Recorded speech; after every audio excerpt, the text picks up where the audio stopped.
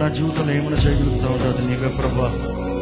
నా జీవితంలో కార్యం జరగాలంటే అది నీ ద్వారానేనయ్యా.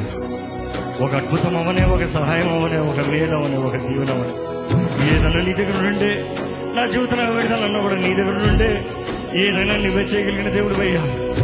చేయి ప్రభా, నా జీవితంలో కార్యం జరిగించాయ్యా. ఎక్కడ దేవుని అడగండి.